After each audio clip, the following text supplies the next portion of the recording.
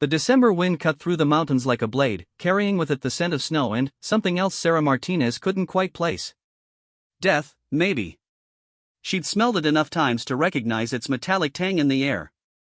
Her sniper rifle felt heavy against her back as she made her way down the rocky slope, each step taking her further from the mission that had consumed the last 18 months of her life. Overwatch is moving to extraction point, she spoke into her radio, voice steady despite the exhaustion that had settled deep in her bones. Mission complete. The response crackled back immediately. Copy that, Phantom. Transport is waiting. Good work out there. Good work. Sarah almost laughed at the understatement. 3 confirmed kills from distances that would make most snipers weep with envy. A terrorist cell dismantled. A village saved from becoming another casualty in an endless war.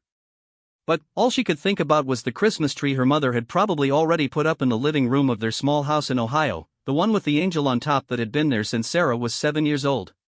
She hadn't seen that tree in 3 years. Hadn't seen her mother's face except through pixelated video calls that never lasted long enough. Hadn't tasted her grandmother's sugar cookies or heard her father's terrible jokes on Christmas morning. This year was supposed to be different. This mission was supposed to be her last before a month-long leave that would finally take her home. The helicopter waited in a clearing below, its rotors already spinning.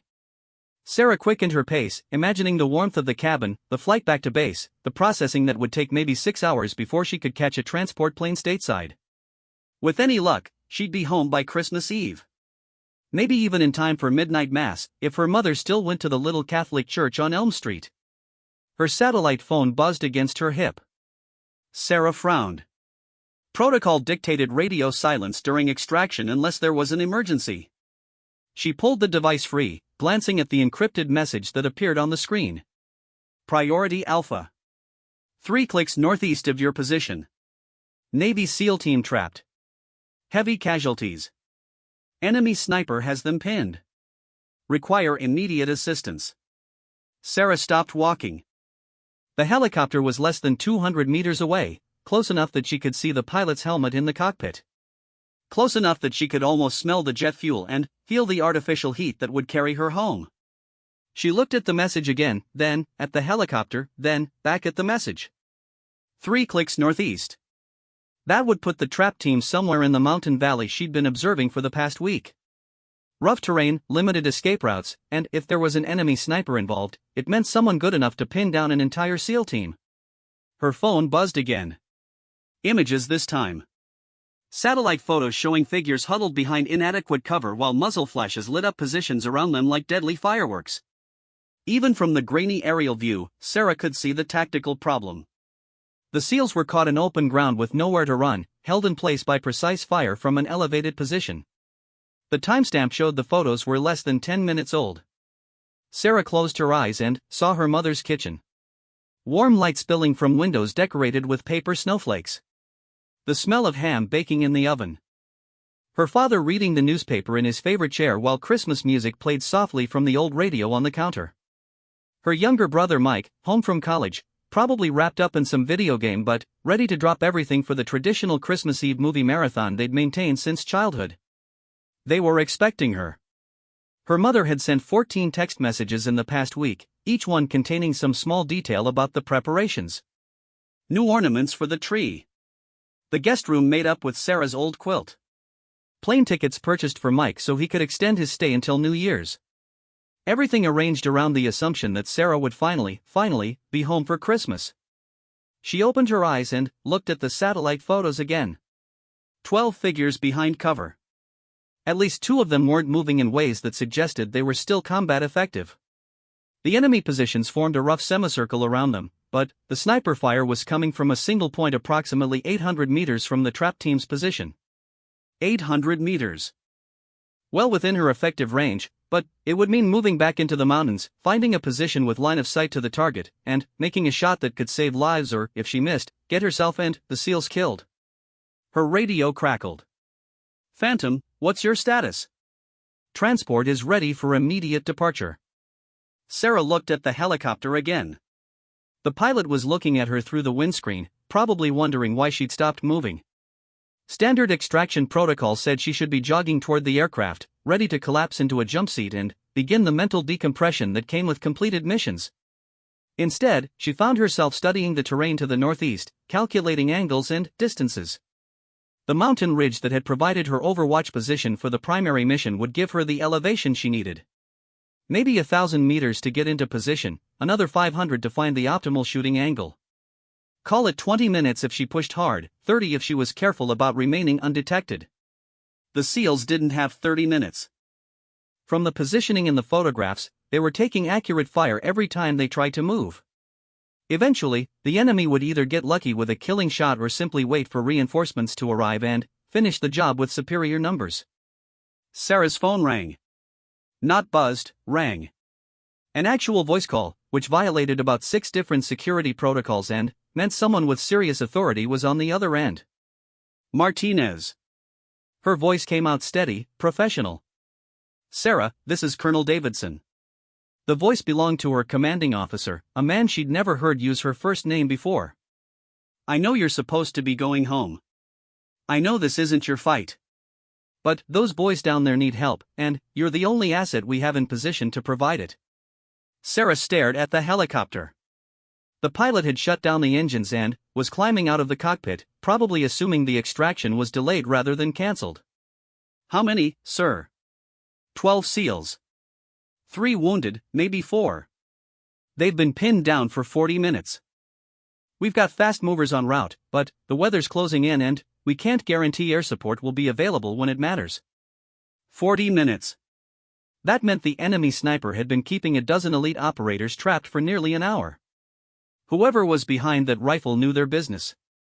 Time frame? Unknown. Could be minutes, could be hours. The enemy knows we'll respond eventually, so they'll want to finish this fast. Sarah closed her eyes again, but this time she didn't see her mother's kitchen. She saw 12 men crouched behind rocks and dead trees, listening to bullets crack overhead, knowing that each attempt to move might be their last. She saw wives and children and parents who were expecting their own Christmas homecomings, their own family reunions after months or years of separation. What's the support situation? You'd be going in alone. The closest backup is 2 hours out, minimum. Weather's degrading rapidly, so even that's not guaranteed. Alone. Against an enemy sniper good enough to neutralize a SEAL team. With degrading weather and no support. It was exactly the kind of mission that got people killed, the kind of unnecessary risk that commanders were trained to avoid.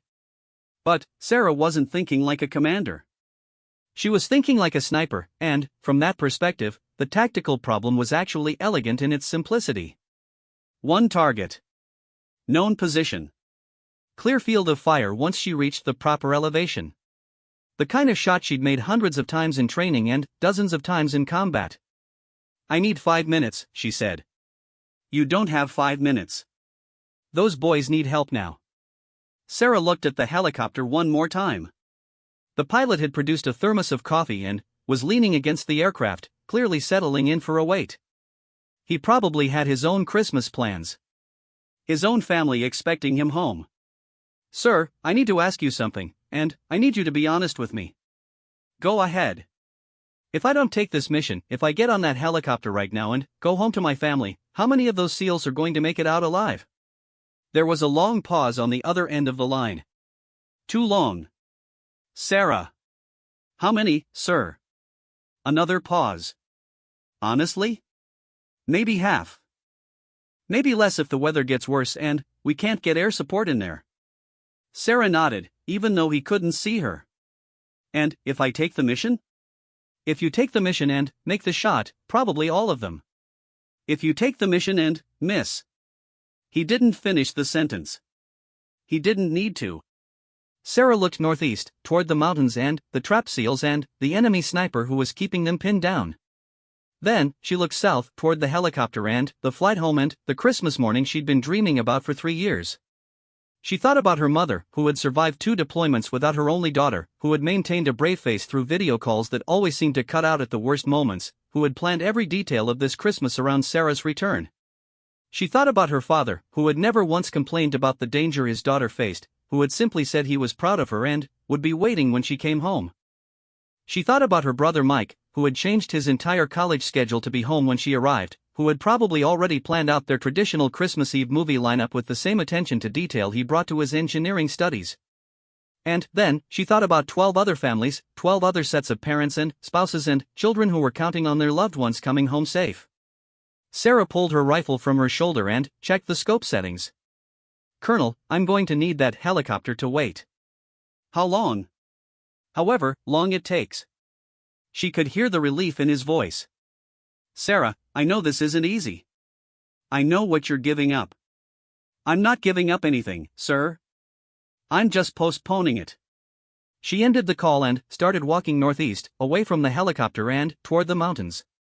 Behind her, she could hear the pilot starting his engine again, probably confused but trusting that someone with more information than him was making the decisions. The satellite phone buzzed with new intelligence. Updated positions, wind speed and direction, estimated range to target. Sarah absorbed the information as she walked, her mind already shifting from thoughts of Christmas morning to the mechanical precision required for extreme long-range shooting. 850 meters to target. Crosswind from the southwest at 12 knots. Target elevation approximately 200 meters above the trap seal's position, which put him at roughly the same elevation as Sarah's planned shooting position. She increased her pace, feeling the familiar weight of her equipment settle into the rhythm that came with mission focus. The Christmas tree would wait. The sugar cookies would wait. Her mother's embrace and her father's terrible jokes and her brother's movie marathon would all wait. But 12 men trapped in a valley wouldn't wait. Couldn't wait. Sarah Martinez had been heading home for Christmas. Now she was heading back to war, because sometimes the choice wasn't between duty and family. Sometimes the choice was between one family and 12 others, between personal happiness and professional responsibility, between what you wanted and what was right. She just hoped that when this was over, when the shooting was done and the SEALs were safe, there would still be a helicopter waiting to take her home. She hoped Christmas morning would still be there when she finally arrived. But right now, hope was a luxury she couldn't afford. Right now, there was only the mission, the mountain, and the shot that would determine whether 12 families would have their own Christmas miracles or Christmas tragedies. Sarah adjusted her rifle strap and kept walking northeast, toward whatever was waiting in the mountains. The climb back up the mountain felt different this time. Each step carried Sarah further from the warm helicopter and deeper into the kind of situation that turned decorated soldiers into casualty reports. Her breath came out in small puffs of vapor as the altitude and exertion combined to test her conditioning. Behind her, the sound of the helicopter's rotors had faded to nothing, leaving only the whisper of wind through stone and the distant crack of rifle fire that meant 12 men were still trapped and still fighting for their lives. Sarah's radio crackled with updates as she climbed. The SEALs had been on a reconnaissance mission, gathering intelligence on a suspected weapons cache, when they'd walked into what appeared to be a carefully planned ambush. The enemy had let them get deep into the valley before opening fire, cutting off their retreat route and pinning them in place with precise shooting from multiple positions. But it was the sniper that had turned a difficult situation into a potential massacre. Every time the SEALs tried to maneuver, every time they attempted to break contact or call for support, bullets would crack overhead with the kind of accuracy that spoke of professional training and quality equipment. The kind of shooting that came from someone who knew their business. Sarah reached a boulder field about halfway to her intended position and took a moment to study the terrain ahead. The rocks were slick with moisture from the low-hanging clouds, and patches of ice-marked areas where snow had melted and refrozen. Treacherous footing for someone carrying 40 pounds of equipment and trying to move quickly enough to matter. Her phone buzzed with another update. The weather was deteriorating faster than predicted. Cloud ceiling was dropping, which would limit air support options, and wind speeds were increasing. Not good news for precision shooting, especially at the ranges she would be dealing with. Sarah pulled out her spotting scope and blasted the valley below. Even from her current position, she could see muzzle flashes from the enemy positions. The SEALs were returning fire, but sporadically, conserving ammunition and trying to keep their heads down. Smart tactical thinking, but it meant they were essentially trapped until someone broke the stalemate. She counted at least 6 enemy positions in a rough semicircle around the trapped Americans. Automatic weapons, probably AK-74s or similar, with what looked like at least one crew-served weapon providing suppressing fire. The sniper was positioned on a ridgeline approximately 800 meters from the SEAL's location, with excellent fields of fire and multiple fallback positions if his location was compromised. Sarah lowered the scope and continued climbing. The tactical picture was becoming clearer with each piece of intelligence, and none of it was encouraging. The enemy had chosen their position well, with natural cover and elevated firing positions that gave them every advantage except one. They didn't know that a highly trained American sniper was moving into position to even the odds. Her radio crackled again. "Phantom, this is Overwatch. We're monitoring enemy communications. They're discussing bringing in reinforcements within the next hour. Time is critical." Sarah pressed her transmit button twice in acknowledgement, not wanting to break radio discipline with unnecessary chatter. An hour wasn't much time, but it was enough if she could get into position and make the shot that would break the enemy's tactical advantage. The ridgeline she needed was still 300 meters of hard climbing above her current position. Sarah adjusted her equipment load, securing everything that might rattle or shift during movement. In this kind of situation, a single misplaced piece of gear could create noise that would give away her position and get her killed. As she climbed, Sarah found her mind drifting to the men trapped in the valley below. 12 Navy SEALs, which meant 12 of the most highly trained soldiers in the American military. Men who had survived some of the most rigorous training in the world, who had been tested in combat situations that would break most people. Now they were depending on her, a woman they'd never met, to save their lives. The weight of that responsibility should have been crushing. Instead, Sarah found it focusing. This was what she had trained for, what all the hours on the range and the months of deployment had been building toward. Not just the technical aspects of long-range shooting, but the mental discipline required to perform when failure meant good people died. A burst of automatic weapons fire echoed from the valley, followed by the sharp crack of return fire from American weapons. The SEALs were still fighting, still holding their position, but Sarah could hear the difference in the rate of fire. They were running low on ammunition, conserving what they had for situations where they had clear targets. Sarah increased her pace, feeling the burn in her legs as the slope steepened. The rocks were becoming more treacherous, requiring careful placement of each step to avoid a fall that could result in injury or equipment damage. Either one would end the mission before it really began. Her satellite phone rang again. Colonel Davidson's voice was tense when she answered. "Status report, Phantom. Approximately 10 minutes from position. Visibility is decreasing but still workable. What's the situation with the SEALs?" "Not good. They've got 3 confirmed wounded, possibly more. The team medic is treating casualties under fire, but they need to get out of there soon." Sarah could hear the strain in his voice. Officers were trained to make hard decisions, to balance risks and resources and accept that sometimes good people died for strategic objectives. But when it came down to individual soldiers trapped and fighting for their lives, the calculations became personal. What about the air support? Weather's too bad for close air support, and we can't get a clear picture of friendly versus enemy positions from altitude. Even if we could get aircraft in there, the risk of friendly fire casualties is too high. Sarah nodded as she climbed, understanding the tactical problem from the command perspective. Too many variables, too much risk, too many ways for a rescue attempt to turn into a larger disaster. Which left her as the only viable option for breaking the stalemate and giving the SEALs a chance to extract themselves. "Understood, sir. I'll be in position shortly." "Sarah." The colonel's voice carried a weight that went beyond military protocol. "I want you to know that what you're doing here, it won't go unnoticed. These men have families, people who care about them. What you're giving up to be here, it matters." Sarah thought about her own family, probably gathered around the kitchen table at this moment, her mother checking the clock and wondering when her daughter's flight would land. "Sir, my family raised me to understand that sometimes doing the right thing means sacrificing what you want for what others need." "They'll understand." "Roger that, Phantom. Good hunting." The radio went quiet, leaving Sarah alone with the sound of her breathing and the distant echo of gunfire. She was close enough now to hear individual shots rather than just the general noise of combat. The enemy sniper was firing methodically, patient shots that suggested he was taking his time to line up each round for maximum effect. Professional shooting. The kind that came from serious training and combat experience. Sarah found herself curious about her opposite number, the man whose rifle had kept a dozen American Special Operations soldiers trapped for nearly an hour. What was his background? Where had he learned to shoot with such precision? Did he know that another sniper was moving into position to engage him? Sarah reached the base of the final climb to her shooting position. The ridgeline above her offered excellent visibility into the valley, but getting there would require negotiating a stretch of loose rock and exposed terrain where a single mistake could send her tumbling back down the mountain. She took a moment to study the route, identifying handholds and stable footing that would support her weight plus equipment. The enemy sniper's attention was focused on the valley, but peripheral vision could catch movement on the surrounding ridges if she wasn't careful. Sarah began the final ascent, moving slowly and deliberately, testing each step before committing her full weight. Her rifle was slung across her back in a way that balanced the weight distribution while keeping the weapon secure.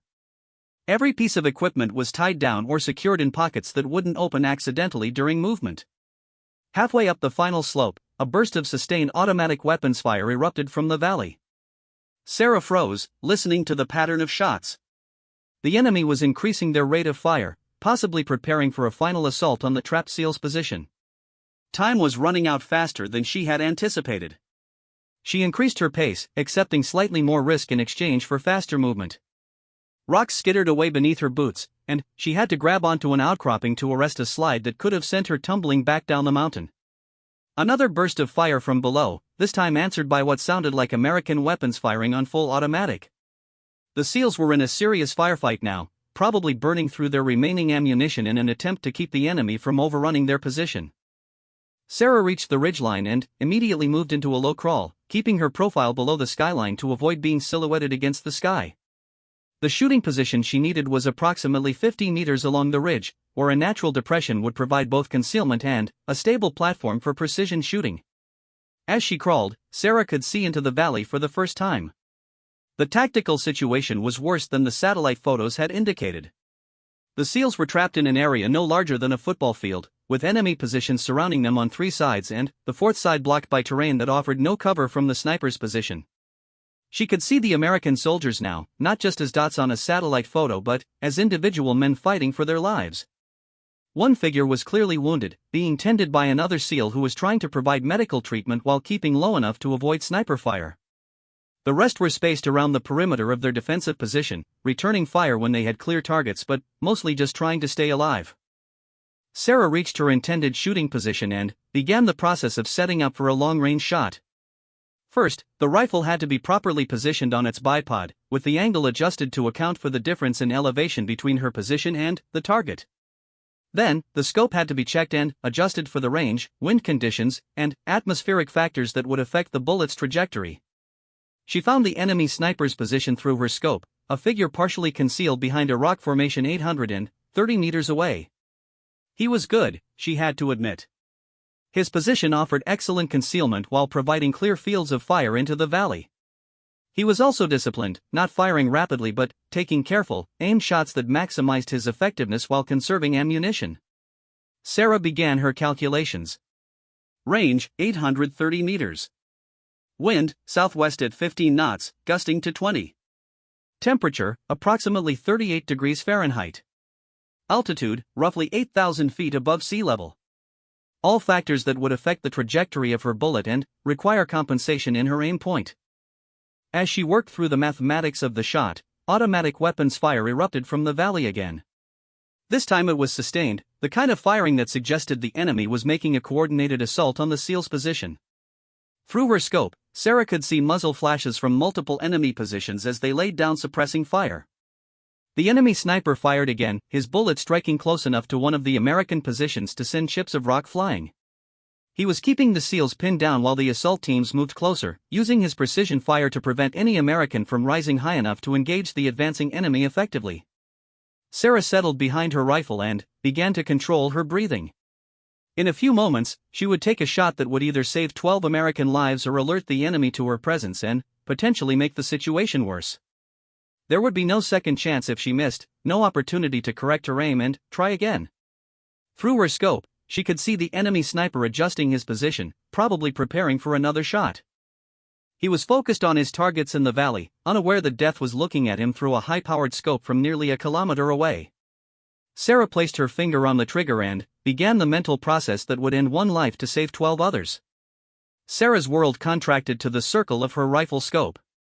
830 meters away, the enemy sniper adjusted his position behind the rocky outcropping, unaware that he had moved into the crosshairs of death. Through the magnified view, Sarah could see details that would have been impossible with the naked eye: the way he held his rifle, the deliberate movement as he acquired his next target, the professional calm that marked him as someone with serious training and experience. She controlled her breathing, feeling her heart rate slow as years of training took over. The noise of battle from the valley below faded to background static as her entire focus narrowed to the mechanics of the shot. Wind speed, range, bullet drop, atmospheric conditions, all the variables that separated precision shooting from lucky guessing. The enemy sniper fired again, his muzzle flash visible for a split second before the sound of the shot reached Sarah's position. Through her scope, she saw one of the SEALs duck as the bullet struck near his position, close enough to spray him with rock fragments. The enemy was getting closer with each shot, walking his fire onto targets with the patience of a professional hunter. Sarah made her final adjustments, accounting for the crosswind that would push her bullet slightly left of her aim point. At this range, atmospheric conditions became critical factors. The thin mountain air would affect the bullet's trajectory differently than sea-level shooting, requiring compensation that could mean the difference between a killing shot and a clean miss. The enemy sniper was moving again, shifting to a slightly different angle for his next shot. Sarah tracked him through her scope, noting the way he moved with economy and purpose. This wasn't some militia fighter or terrorist recruit. This was someone with formal training, possibly military background, who understood the technical aspects of long-range shooting. A burst of automatic weapons fire erupted from the valley as the enemy assault teams pressed their attack. The SEALs were returning fire, but Sarah could see they were running low on ammunition. Their rate of fire had decreased significantly over the past few minutes, suggesting they were conserving what they had for critical moments. Through her scope, Sarah could see individual American soldiers now. One was clearly the team medic, identified by his focus on treating wounded teammates rather than engaging targets. Another appeared to be the team leader, moving between positions to coordinate defensive fire and encourage his men. All of them were professionals doing their jobs under impossible circumstances. The enemy sniper settled into his new position and began to line up another shot. Sarah could see him adjusting his scope, taking his time to ensure accuracy. In a few seconds, he would fire, and another American soldier might be wounded or killed by a bullet Sarah could have prevented. She placed her finger on the trigger and began her final breathing cycle. Inhale slowly, exhale partially, hold. In the natural pause between heartbeats, when her body was completely still, she would take the shot that would change everything. The enemy sniper's rifle moved slightly as he tracked a target in the valley. Sarah could see his finger on the trigger, the minute adjustment as he prepared to fire. She had perhaps 2 seconds before he would send another bullet toward the trapped Americans. Sarah squeezed her trigger. The rifle bucked against her shoulder with familiar authority, the sound of the shot echoing off the mountain walls. Through her scope, Sarah watched the bullet's path across 830 meters of mountain air, compensating for wind and gravity and atmospheric conditions with mathematical precision. The enemy sniper jerked backward and disappeared from view. For a moment, the valley fell silent. The automatic weapons fire stopped, the carefully coordinated enemy assault paused, and even the wind seemed to hold its breath. Then, slowly, the sounds of battle resumed, but with a different character. The SEALs were moving, taking advantage of the sudden absence of sniper fire to change positions and engage targets that had been too dangerous to approach before. Sarah remained in position, scanning the enemy sniper's location through her scope. No movement, no return fire, no indication that the threat still existed. One shot, one kill, at a range that most people couldn't even see clearly with binoculars. Her radio crackled to life. "Phantom, this is SEAL Team 7. Don't know who you are, but that was beautiful shooting. Target is neutralized." Sarah keyed her microphone twice in acknowledgement, then began scanning the remaining enemy positions. The sniper had been the key threat, but 6 or more fighters were still engaging the SEALs from defensive positions around the valley. Without the sniper to keep them pinned down, however, the Americans could maneuver more freely. Through her scope, Sarah watched the tactical situation evolve. The SEAL team leader was directing his men to new positions, using the temporary advantage to break contact with some enemy positions while engaging others. Professional soldiers adapting to changed circumstances with the speed that separated elite units from conventional forces. But the enemy was adapting too. Without the sniper to coordinate their fire, they were becoming more aggressive, closing distance and using automatic weapons to suppress the Americans. Sarah could see muzzle flashes from multiple positions as they attempted to regain the initiative through volume of fire rather than precision. Sarah began engaging targets of opportunity. A fighter who exposed himself while maneuvering between positions dropped to her second shot. Another enemy soldier, attempting to flank the SEAL's left side, was eliminated before he could reach effective range. Each shot was deliberate, calculated, designed to reduce the enemy's numerical advantage and give the Americans breathing room to extract themselves. The enemy began to realize they were taking fire from a new direction. Muzzle flashes swung towards Sarah's ridgeline as they tried to locate the source of the precise fire that was systematically reducing their numbers. She could see them moving, attempting to find cover from the new threat while maintaining their assault on the valley. Sarah's satellite phone buzzed with an urgent message. Intelligence indicated enemy reinforcements were en route, possibly arriving within the next 20 minutes. The tactical situation was about to become much more complicated, with fresh fighters who hadn't been degraded by the ongoing firefight. She keyed her radio. SEAL Team 7, this is Phantom. You have reinforcements inbound, approximately 20 minutes.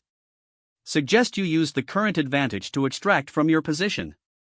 Roger, Phantom. We're moving now. 3 wounded, but all mobile. Can you provide overwatch during our movement? Sarah adjusted her position slightly, gaining a better view of the likely extraction route. Affirmative. I have eyes on your route. Move when ready. The SEALs began their extraction, moving in tactical bounds with some team members providing covering fire while others advanced to new positions.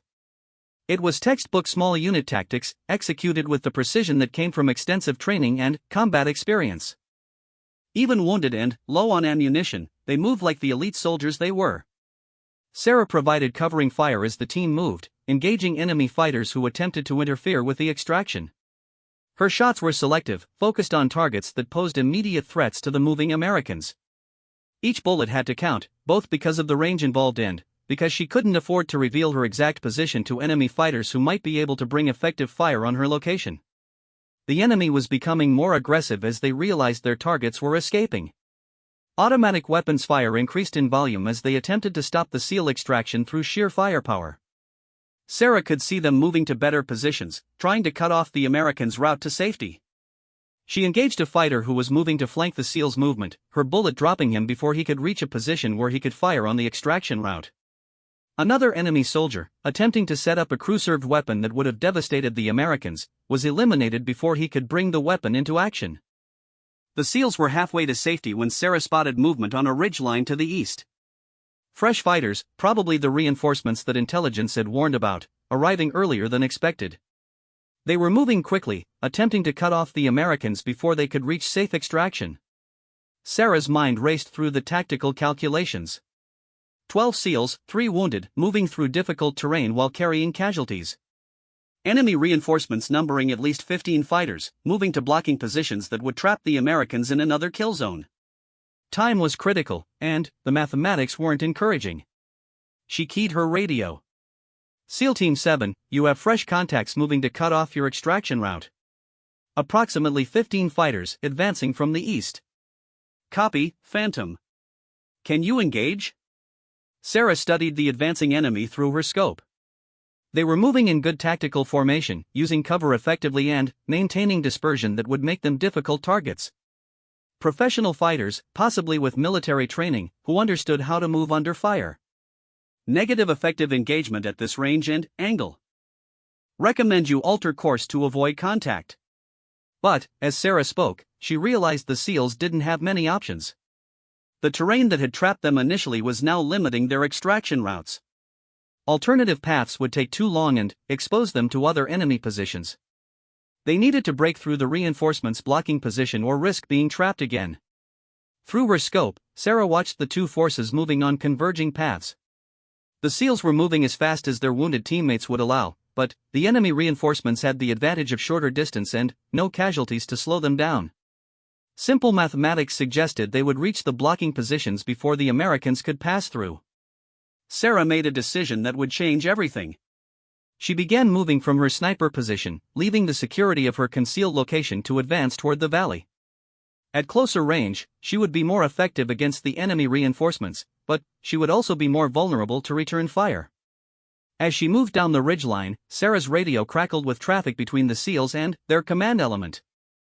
Air support was still unavailable due to weather conditions. Ground reinforcements were still hours away. The trap team was effectively on their own, depending on their training, their weapons, and whatever support one sniper could provide.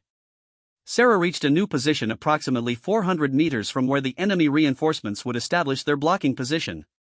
At this range, her rifle would be devastatingly effective, but she would also be within range of their weapons. The mathematics of engagement had shifted in her favor for accuracy, but against her for survivability. Through her scope, she could see the enemy fighters reaching their intended positions.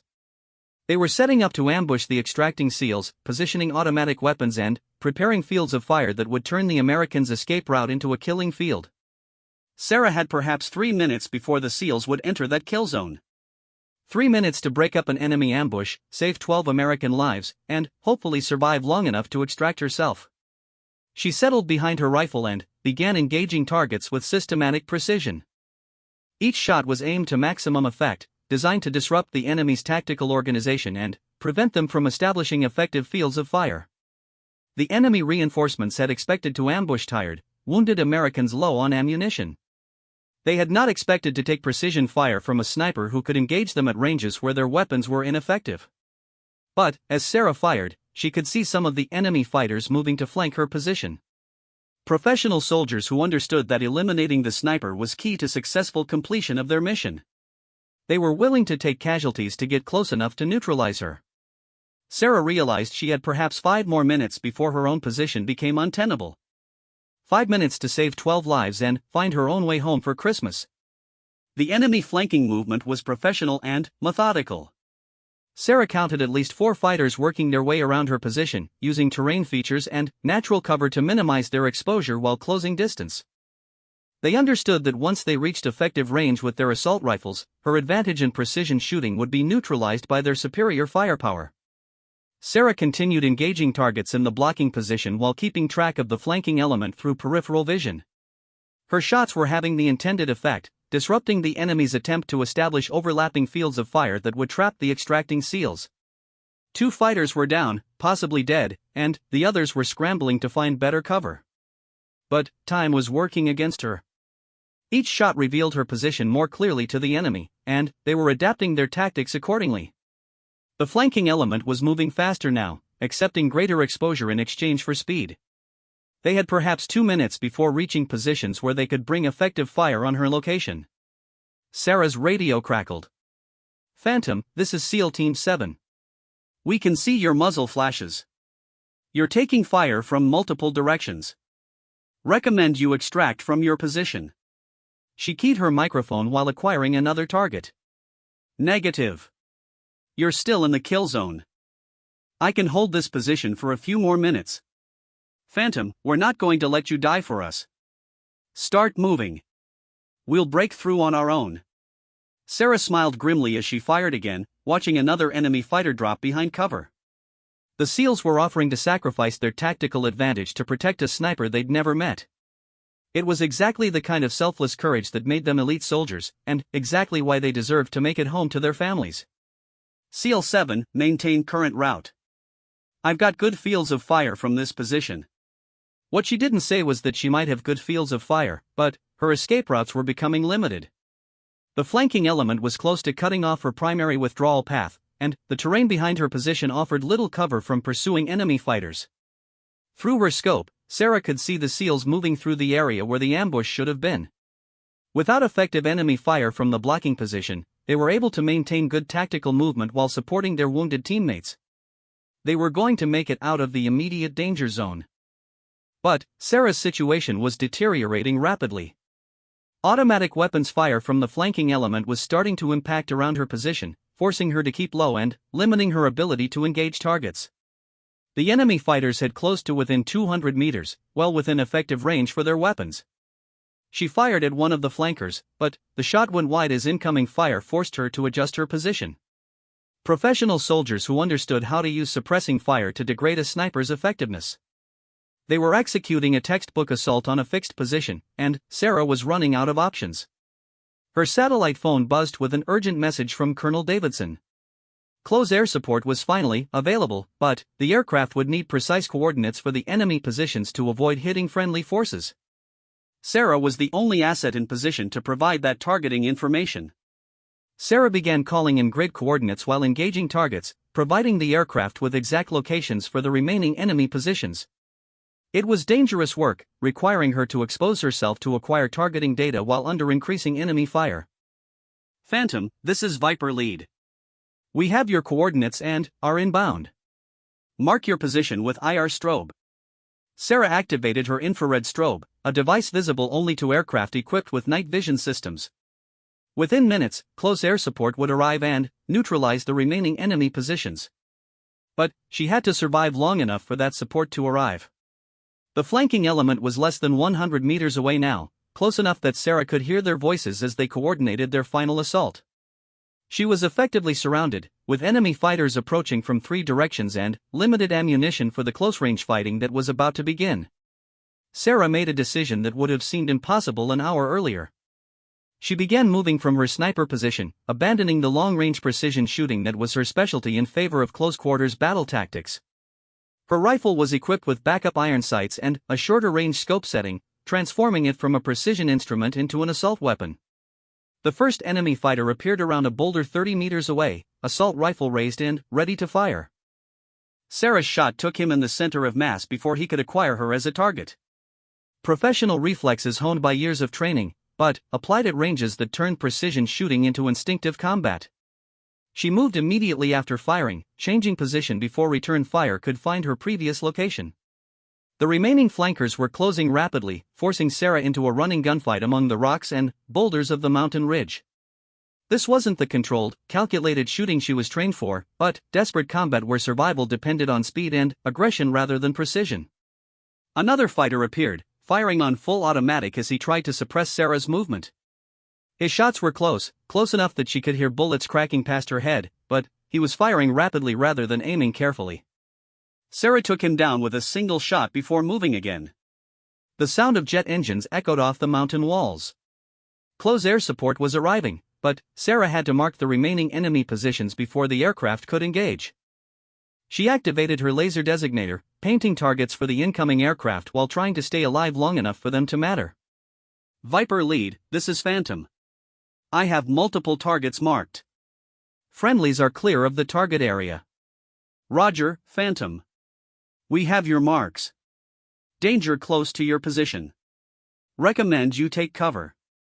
Sarah found the best cover available, a depression behind a large boulder, and prepared for the impact of high-explosive ordnance landing within 50 meters of her position. Danger close operations were exactly that, dangerous to everyone in the target area, including the people calling in the strikes. The first bomb impacted with a sound like thunder, followed immediately by the second and third. The mountain shook under the impact, and debris rained down on Sarah's position as the high explosives eliminated the remaining enemy fighters. The flanking element that had been closing on her position simply ceased to exist. When the explosion stopped, Sarah raised her head carefully. The immediate area around her position looked like a moonscape, with craters and scattered debris marking where enemy fighters had been moments before.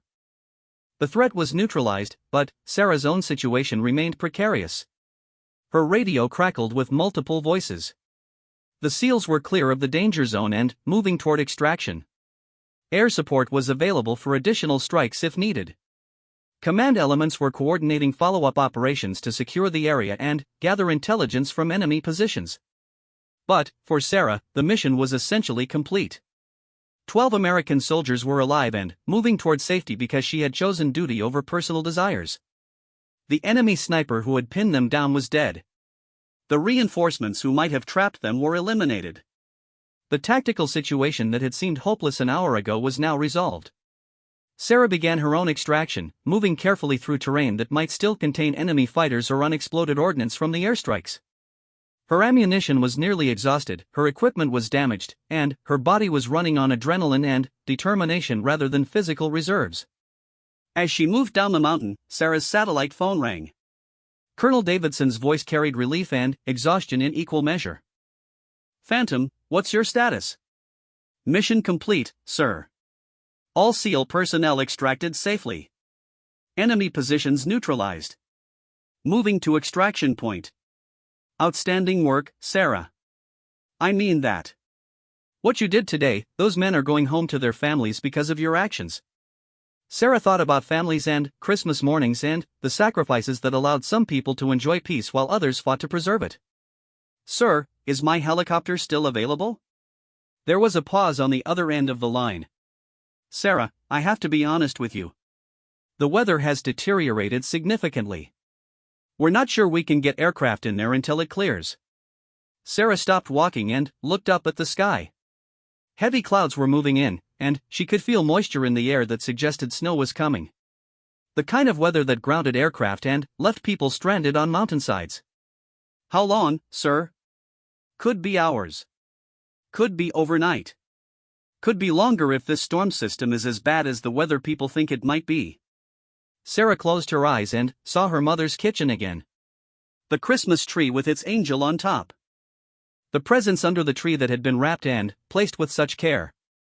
The family dinner that had been planned around her return, the traditions that had been maintained for years in anticipation of this moment. Sir, I need you to do me a favor. Name it. I need you to call my mother. Tell her I'm safe, but that I might be a little late for Christmas. Sarah. Tell her I love her, and that I'll be home as soon as I can. Tell her not to wait dinner for me, but to save me some of those sugar cookies if she can. Colonel Davidson's voice was quiet when he responded. I'll make that call personally. And, Sarah? Your mother raised a hell of a daughter. She should be proud.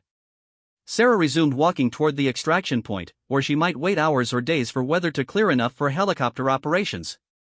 Behind her, the mountain valley was quiet except for the wind and the distant sound of aircraft conducting cleanup operations. She thought about the 12 SEALs who were probably already at base, calling their own families to let them know they were safe. Wives who would cry with relief. Children who would get to hug their fathers on Christmas morning. Parents who wouldn't have to bury their sons. The mathematics were simple. 12 families would have their Christmas miracles because one woman had chosen duty over desire. The cost was her own Christmas morning, her own family reunion, her own traditions that would have to wait for another year or another opportunity. But, as Sarah walked through the mountains toward an uncertain extraction timeline, she found she could live with those mathematics. The warmth of her mother's kitchen would still be there when she finally made it home. The sugar cookies would still be sweet, even if they were a few days old. The family traditions could be celebrated late just as easily as on time. What couldn't be replaced were the lives she had saved, the families she had kept intact, the children who would grow up with fathers because a sniper had chosen to climb back up a mountain instead of going home. Sarah Martinez had been heading home for Christmas until the sniper came back to save trapped SEALs. Now she was still heading home, just taking a longer route through duty, sacrifice, and the knowledge that sometimes the greatest gift you can give is ensuring others get to unwrap their own presents with the people they love. The helicopter would come eventually. The weather would clear. Christmas would wait, because that's what Christmas was really about: love that endures, hope that persists, and the willingness to sacrifice for others that makes some people heroes. Sarah pulled her jacket tighter against the cold mountain air and continued walking home.